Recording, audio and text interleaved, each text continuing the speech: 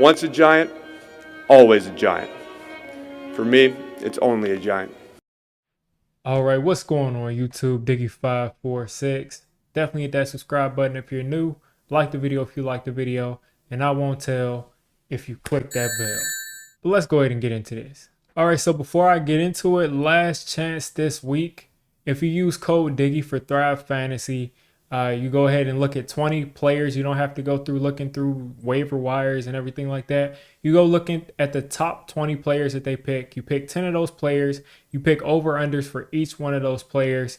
And if you get a good amount of those right, you get paid. I've already won a couple $100s off of there. I've had subscribers who have won thousands on there. So check them out. Use code Diggy. Sign up for Thrive Fantasy today.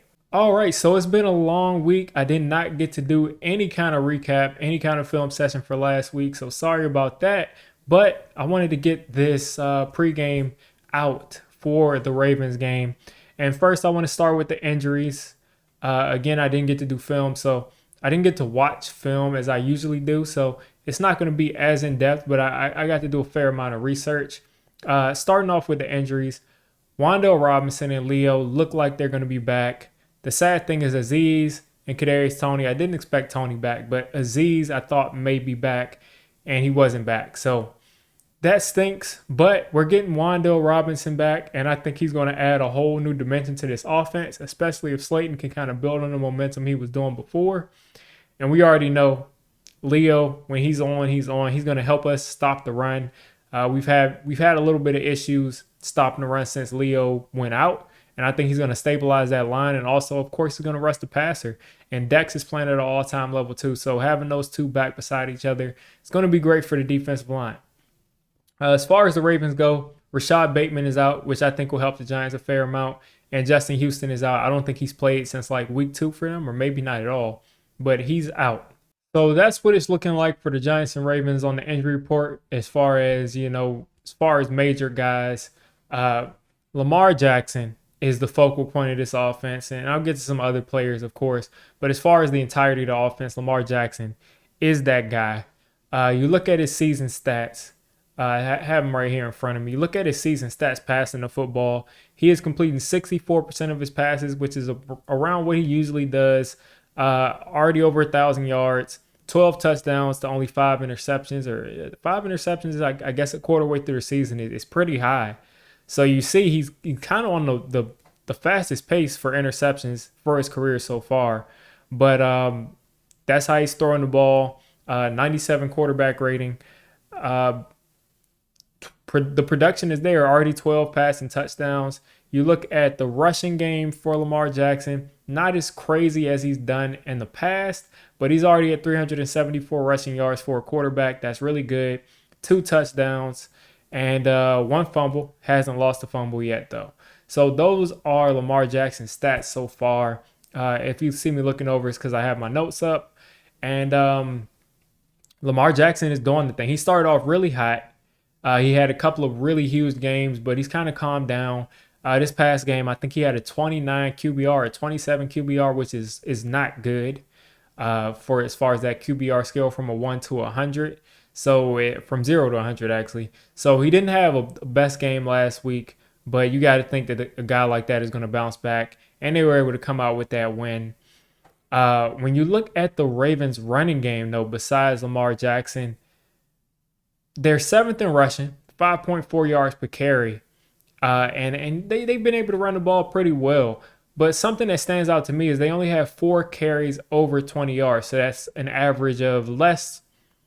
Yeah, that's an average of less than 4 yards. That's not, I was going to say 4 yards a carry. That's an average of less than 1 play of 20 plus yards or more on the run game.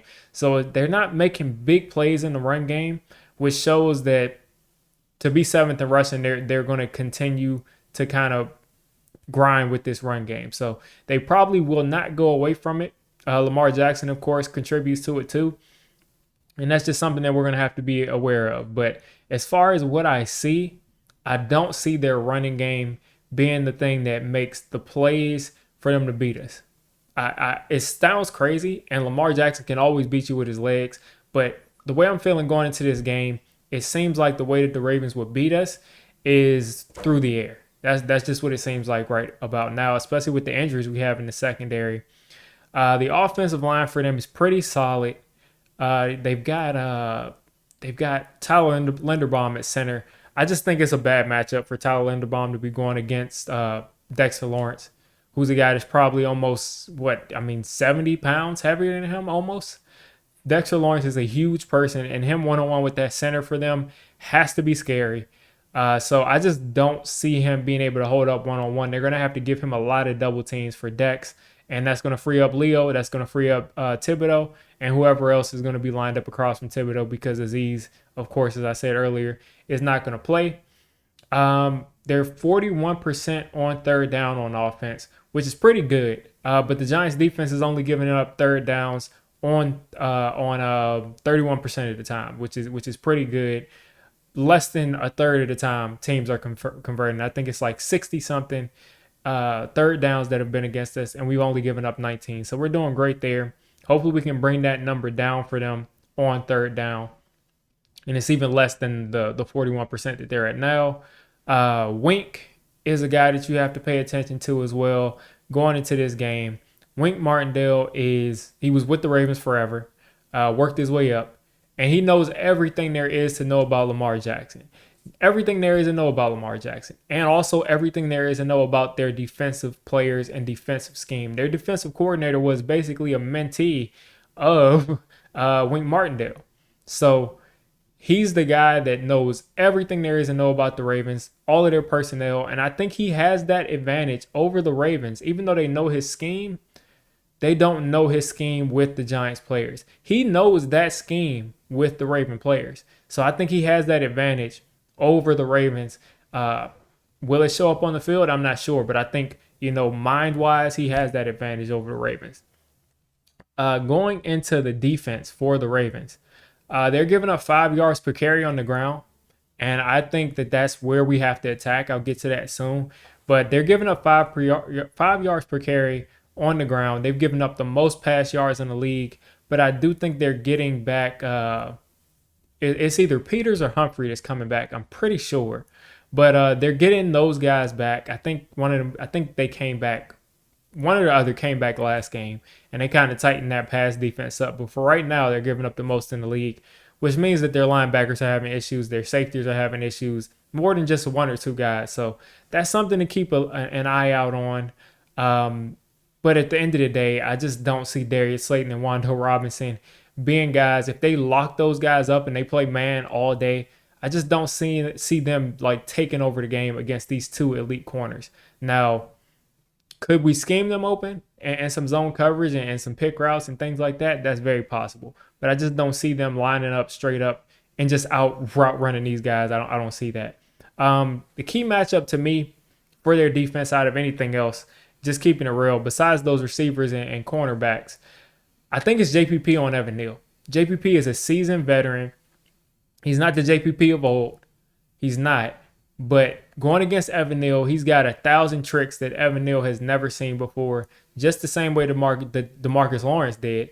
And we saw how that went. So if Evan Neal has another one of those kinds of games, which he's not really improving on his mistakes right about now, and if he has one of those other kinds of games where he gives up 3 sacks, that could completely ruin our game.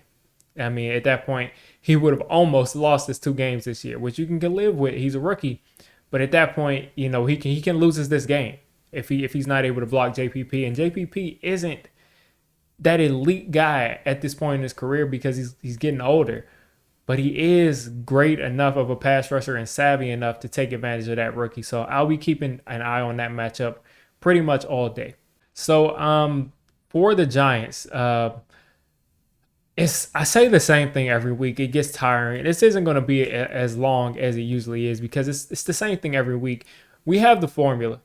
Now, it may look different. We may not do it the exact same way, but at the end of the day, it's about running the football. It's about running the football. Give the ball to Saquon Barkley. Give the ball to Matt Breida. Give the ball to Daniel Jones. Have them run the ball in crucial moments. Run the ball. They're giving up 5 yards a carry, and they have not even faced an elite back. Joe Mixon is not having a good year this year. He's a good back, but he's not having a good year overall. they have not faced a Saquon Barkley. And I think this is a game, if Saquon Barkley is able to do what I believe that he can do, this is a game the Giants could pretty much win outright. And I'm not like writing the Ravens off, and that's assuming that our defense can hold up on the other side. But if our defense is able to hold up and Saquon Barkley can run the ball and he gets the touches, I just can't see them being able to stop this run game. I just don't see them doing it. No one really else has been able to stop us from running the ball. Saquon had 70 yards on 13 carries last week. So it's not like he's been stopped so far. The one game you could kind of think of him being stopped is maybe the Cowboys game. But I just really don't think that the Ravens are going to be the team that limits Saquon Barkley this week. So that's assuming that the defense steps up. But that's how I see it as far as the offense. Keep running the ball. Do not turn the ball over. No stupid turnovers where we're giving up points going the other way or we're giving up bad field position, and run the ball and let Daniel Jones play freely. Let him make plays with his arm. Let him make plays with his legs. Secure the ball. Go down when he needs to. Move the chains like he's been doing pretty much the last 3 or 4 weeks of this season. Wan'Dale Robinson and Darius Slayton, I just said I don't see them having huge games. But with any receiver in this kind of scheme, you got to make the most of your touches. When they do catch the ball, when they do get targeted, they got to catch the ball if they're open. They can't drop the ball. They can't, catch the ball and fumble. They can't just give up on a route and not go up for a ball. They have got to make the most of every single opportunity they have because there won't be many opportunities. And Daniel Jones has got to hit those opportunities. If Darius Slayton is running wide open down the sideline, you got to hit that Daniel Jones. That's literally the only way we can succeed. On top of that, when you look at the defense, Leo and Dex, they have got to be the guys that make an impact. They've got to be the guys that make an impact. And it's just that simple. They've got to make an impact because we don't have Aziz back. Thibodeau has gotten some pressure here and there, but he's not ready to take over a game. There's a play where that Hail Mary play where they saw Thibodeau one on the inside. I've seen a couple of offensive line experts say that Bakhtiari let him win on the outside because their design was to let Rodgers kind of spin outside and try to extend that play. So we got to see some more from him. Just plain and simple. Got to see some more from Leo and Dex. And not saying that they haven't shown up, but we need everything from them if we're going to limit this offense. Because at the end of the day, it's about Mark Andrews. It's about Devin Duvernay. And if we can stop those two players and we can limit Lamar Jackson from throwing the ball, that's that. And that's where I kind of go to. Mark Andrews is the focal point. But we got to have a guy to stop that. We got to have a guy that's going to limit Mark Andrews, which I think will probably be Xavier McKinney. And we got to have a guy that's going to spy Lamar Jackson. So I'm thinking that may be Landon Collins or Jalen Smith. But those two spots are that's how you win this game. With spying Lamar and containing Mark Andrews, not letting him, be that tight end one-on-one, catching those touchdowns in the red zone. We got to limit that because we've been really good in the red zone, but Mark Andrews is amazing in the red zone. So we got to limit that. And then finally, it's just about this. Adoree Jackson had a really great 3 first weeks of the season, or maybe the first 2 weeks of the season. He was really great. He's got to get back to playing great football.